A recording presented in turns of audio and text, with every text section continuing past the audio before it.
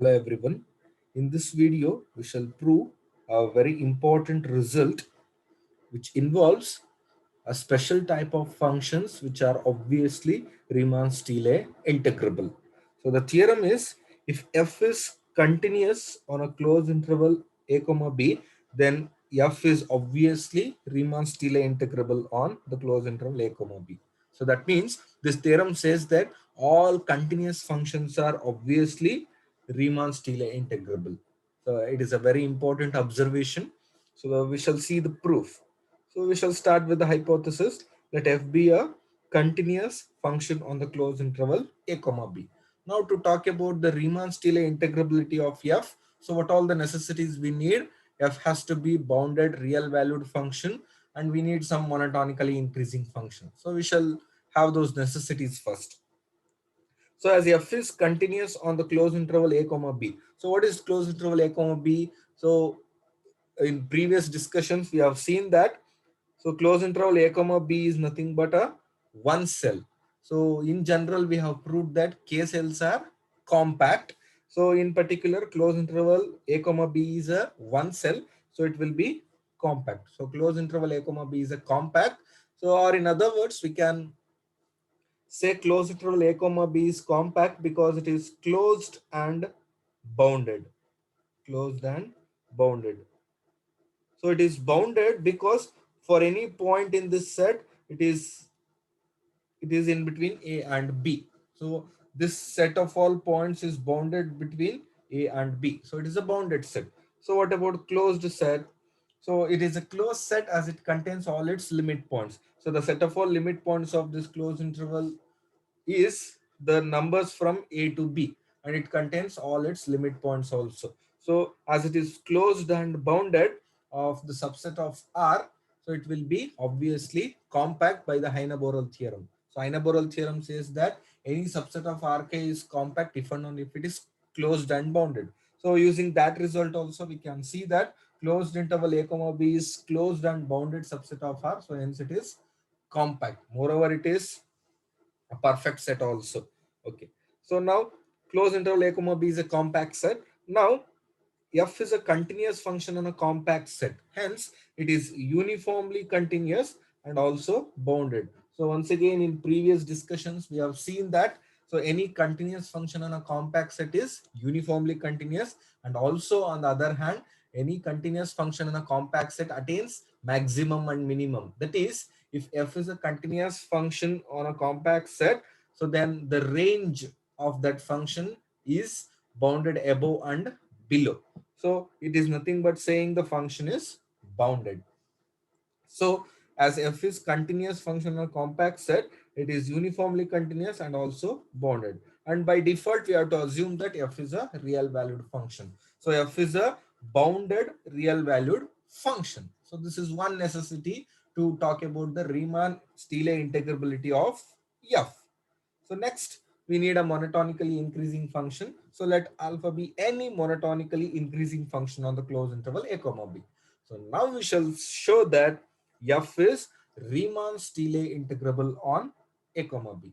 So to prove f is Riemann-Stieltjes integrable on a comma b, so there are two ways. One is you can use the definition where you have to prove that the lower Riemann-Stieltjes integral is equal to the upper Riemann-Stieltjes integral. So this is by the definition. Or we can use the Riemann criteria for integrability. It says that f is Riemann-Stieltjes integrable on the closed interval a comma b if and only if for every epsilon there exists a partition P of closed interval a comma b such that UPF alpha minus LPF alpha is less than epsilon. So Riemann criterion for integrability says that any function satisfying this condition will be obviously Riemann-Stieltjes integrable. So now we shall verify the Riemann criterion for integrability. So we shall show that for every epsilon there is a partition P with this condition. So start with some epsilon. Let epsilon greater than 0 be given. Now choose a eta. So this notation is called eta. So choose a positive eta such that eta into alpha of b minus alpha of a is less than epsilon. So now we have to choose eta with this property. Now the question is to choose such a eta, does such a eta exist? If at all a number with that property exists, then only we can choose. Then only we can choose. So actually such a eta exists. So note that such a eta exists. So in fact, by Archimedean property, there exists a natural number n such that n epsilon is greater than alpha of b minus alpha of a. So recall Archimedean property. So Archimedean property says that if x is any positive real and y is some real, then there exists a natural number n such that nx is greater than y. Now epsilon is a positive real and alpha of b minus alpha of a is some real. So there is a natural number n such that n into epsilon is greater than alpha of b minus alpha of a. So take n to that side. So it will be 1 by n into alpha of b minus alpha of a into less than epsilon. So take 1 by n as eta. So as n is a natural number, it is positive. So 1 by n, which is eta, is also positive. That means we obtained a number eta such that eta into alpha of b minus alpha of a is less than epsilon. So this is not the only eta we will obtain. So as by this inequality, as n into epsilon is greater than alpha of b minus alpha of a, if we consider any natural number greater than n, for those natural numbers also the inequality holds. So with respect to all those natural numbers, if we consider the reciprocal, so all those values will give you the eta. So among that, you can choose any eta. So among those, I have chosen any one eta positive such that eta into alpha of b minus alpha of a is less than epsilon. Okay, next we shall use the uniform continuity of f. Now since f is uniformly continuous on closed interval a comma b, so recall the definition of uniform continuity. So for every epsilon there exists a delta. So now for this positive value we'll argue the definition of uniform continuity. Since f is uniformly continuous on the closed interval a comma b, for the positive eta, there is a delta positive such that distance between f of s and f of t will be less than eta whenever the distance between s and t is less than delta. For all points s and t varying over the closed interval a comma b. As f is uniformly continuous on the closed interval a comma b, for any 2 points with distance less than delta, distance between f of s and f of t will be less than eta. So this is nothing but the definition of uniform continuity. Okay, so now to prove the required result according to the Riemann criterion for integrability, we need UPF alpha and LPF alpha, that is upper Riemann-Stieltjes sum and lower Riemann-Stieltjes sum. So for that we need a partition. So lower Riemann-Stieltjes sum and upper Riemann-Stieltjes sum can be defined only under some partition. So we shall consider a partition. So choose a partition. I am choosing a special type of partition here. So choose a partition P of closed interval a comma b such that delta xi, that is delta xi is equals xi minus xi minus xi minus 1 should be less than delta. So that is, so we know that any partition, if we consider any partition of closed interval a comma b, it is nothing but a finite set of points from a to b. So now I have taken x0, x1, so on, xn minus 1, xn to be the partition P, which divides the closed interval a comma b into n subintervals. Now the thing is you have to choose such a partition such that delta xi, that is xi minus 1, with respect to each closed subinterval. So its width or the length of the subinterval has to be less than delta. That means you have to choose such a partition. We have to choose such a partition such that the subintervals, the length of each subinterval has to be less than delta. So now the question is, such a partition exists. So note that such a partition obviously exists, and the existence of such a partition is showed by using the Archimedean property. So this is just an existence. So in fact, by Archimedean property, once again, there exists a natural number n such that n into delta is greater than b minus c. Here also, so delta is a positive real b minus a is any real. So n into delta will be greater than b minus a, or b minus a by n is less than delta. Now, now take the first point as a. So for any partition, the first point is always the lower limit of the given closed interval a comma b. So x naught as a. Define x1 to be a plus b minus a into, so b minus a by n.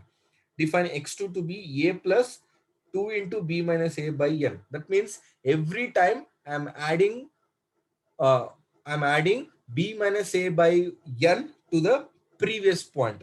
So for x naught, which is a, I'm adding b minus a by n.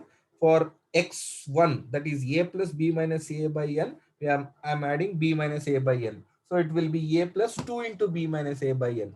So starting with x naught is equal to a, for every time I'm adding the number b minus a by n. So in general, any point xi is a plus I times b minus a by n. So this construction of points will give you x naught is equal to a. So x1, x2, so on like this. What will be xn? What will be xn? It will be a plus n into b minus a by n. So nn gets cancelled, then a gets cancelled. You are remained with b. That is xn is the last point. So that means we got a set of finitely many points from a to b. So x naught is nothing but a, xn is nothing but b, and the points x1, x2, so on xn minus are in between a and b. So it forms a finite set of points. And further, what is the length of each subinterval? So it is upper limit minus lower limit, xi minus xi minus 1.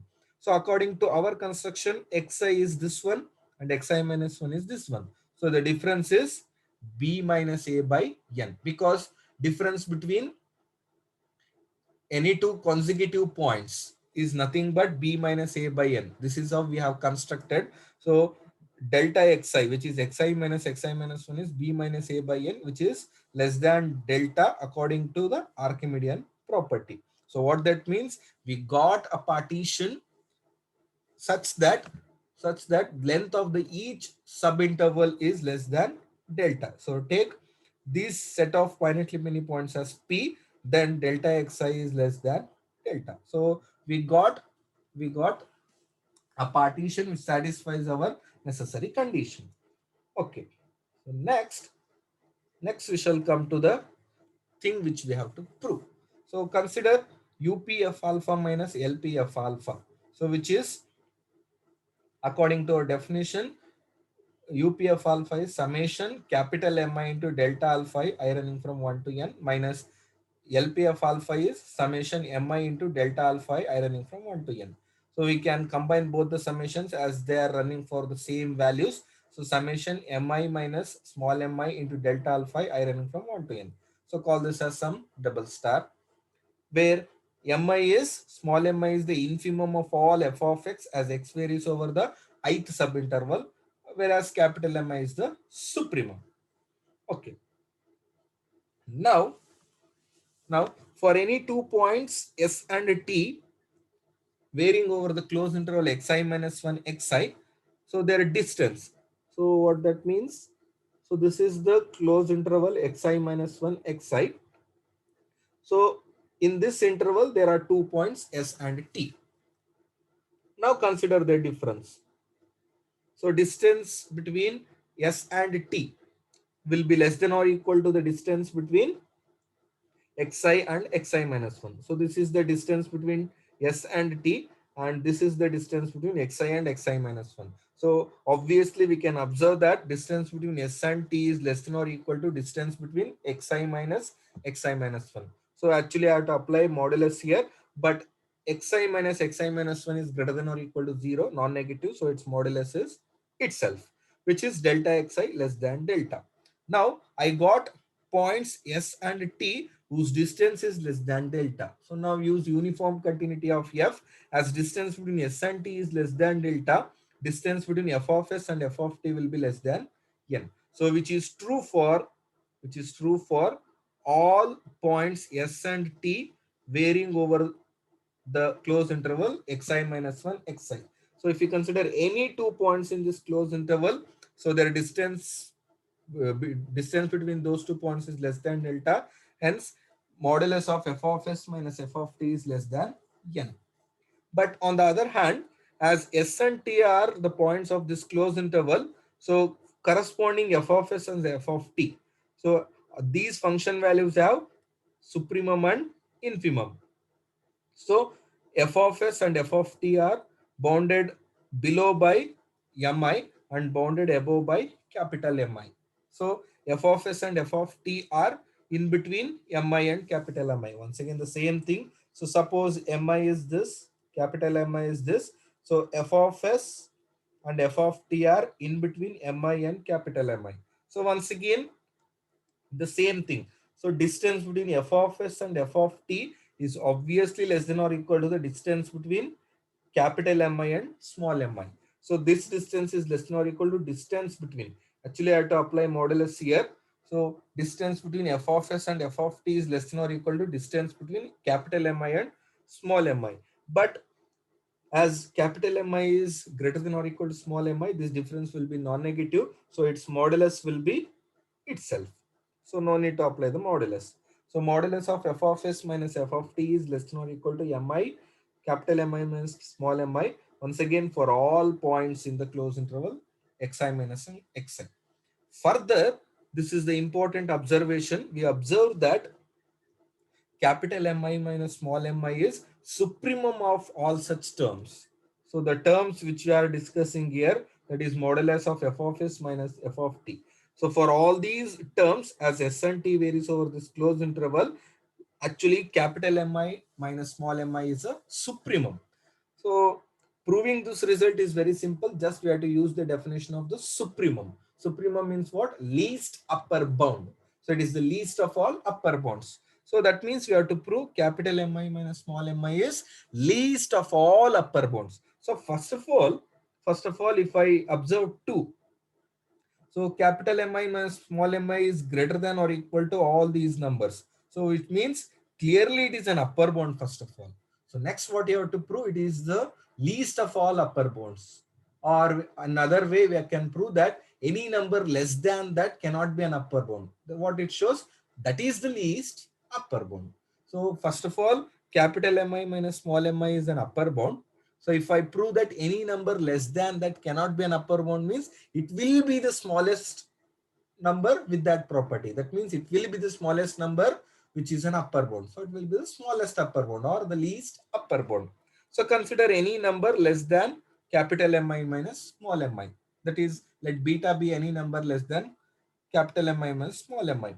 Then beta plus small mi will be less than capital Mi. Now observe that what is capital Mi? It is the least upper bound of f of x, and beta plus mi is any number less than mi. So as mi is the least upper bound for all these f of x values, any number which is less than mi cannot be an upper bound. That is, as beta plus mi is less than the least upper bound, so this number cannot be an upper bound. So that is, beta plus mi cannot be an upper bound for these f of x values. It cannot be an upper bound means when it will be an upper bound, if it is greater than or equal to all f of x. So it is not an upper bound means it will not be greater than or equal to all f of x's. So it could be less than some f of x. So I have taken that x as Si. So as beta plus mi cannot be an upper bound for this set, it means that there is an element in that set which is greater than the beta plus mi. So the elements of this set are indexed by the points of xi minus 1 xi, so that there exists a point Si of this closed interval such that f of Si is greater than beta plus mi. As beta plus mi is not an upper bound for this set, there is an element in this set which is greater than this element. Now take beta to the left side. So f of Si minus beta is greater than mi. Now what is mi? It is the greatest lower bound. It is the greatest lower bound of all f of x as x varies over the closed interval xi minus 1 xi. So mi is the greatest lower bound of f of x as x varies of this closed interval, means it is a lower bound, and any value greater than that cannot be a lower bound. So Here f of si minus beta is a value greater than mi. So this number cannot be a lower bound. If it becomes a lower bound, then it will be the greatest. So it will be a contradiction to mi. So f of si minus beta cannot be a lower bound for the set of all f of x as x varies over the closed interval xi minus 1 xi. So it cannot be a lower bound for this set, means there is an element in this set which is less than the given element. So there exists a ti belong to this closed interval such that the corresponding element f of ti is in fact less than f of si minus beta. So now take f values on one side, beta on other side. So f of si minus f of ti will be greater than beta. Or we know that modulus value is always greater than equal to the corresponding value. So modulus of f of si minus f of ti is greater than or equal to f of si minus f of ti, which is greater than beta. So what it means, where si and ti are the points of xi minus 1 and xi. So which means we found an element f of si minus f of ti whose modulus value is greater than beta. So in other words, I can say beta cannot be an upper bound for these numbers because we found a number which is greater than beta itself. So beta has to be an upper bound, means all the numbers has to be less than or equal to this. But we found a number which is greater than beta. So beta cannot be an upper bound for this set. So what it means, so any number less than capital Mi minus small mi cannot be an upper bound. So it shows that capital Mi minus small mi is the least of all upper bounds or the supremum. Now compare equation 1 and 2. So capital Mi and small mi is the least upper bound. Eta is an upper bound. So least upper bound is always less than or equal to any other upper bound. So for all I, we can observe that capital Mi minus small mi is eta. Here I is arbitrary. So this holds for all I.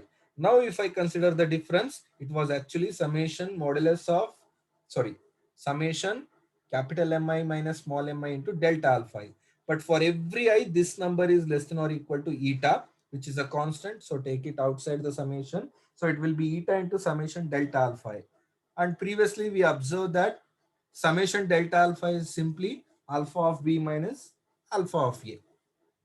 So eta into alpha of b minus alpha of a will be less than epsilon according to our construction. So initially we have obtained a eta such that eta into alpha of b minus alpha of a is less than epsilon.